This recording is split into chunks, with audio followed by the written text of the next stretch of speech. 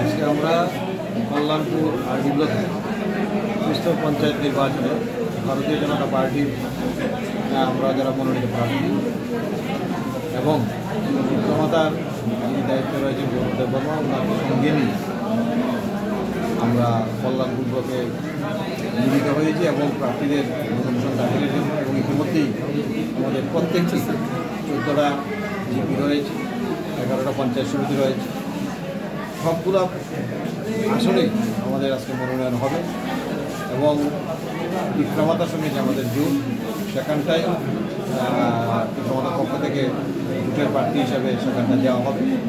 সেটা সম্ভবত 18 তারিখ আমরা সেটা সম্পূর্ণ করব। আজকে আমরা ম্যাক্সিমাম চেষ্টা করবো সবগুলা ক্যান্ডিডেট এসে সবগুলা দেওয়ার জন্য।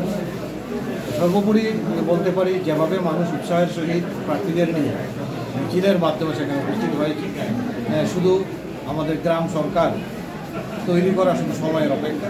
বিশাল জয়, বিশাল একটা ইতিহাস তৈরি হবে আগামী দিন। আপনাদের মাধ্যমে জনগণের কাছে একটাই বার্তা থাকবে, উন্নয়নের মূল জায়গা হচ্ছে গ্রাম। সেই গ্রাম সরকার তৈরি করতে আগামী দিন আমাদের ভারতীয় জনতা পার্টি এবং বিক্রমাতা জোটের প্রার্থীদের প্রতিনিধিত্ব করবেন এবং বিরোধী চক্রান্ত একটা প্রতিনিয়তই নির্বাচন আসলে বিভিন্ন ধরনের প্ররোচনা চক্রান্ত করে থাকে। এবারও তারা লিপ্ত হয়েছে, বাদ যায়নি তাদের বৈশিষ্ট্য। আমি বলবো আপনারা সেই চক্রান্তের প্ররোচনা পা দেবেন না। ত্রিপুরা রাজ্যের এবং ভারতবর্ষের যে উন্নয়নের বিকাশ চলছে সারা দেশ, সারা রাজ্যে এবং গ্রাম স্তরে এবং কল্যাণপুর বলার অপেক্ষা রাখা প্রত্যেক জনগণই জানেন।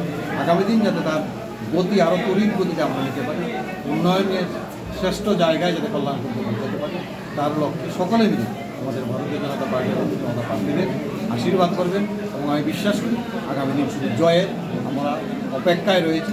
জয়ের সেই বিজয় মিছিল ইতিহাস তৈরি হবে কল্যাণ।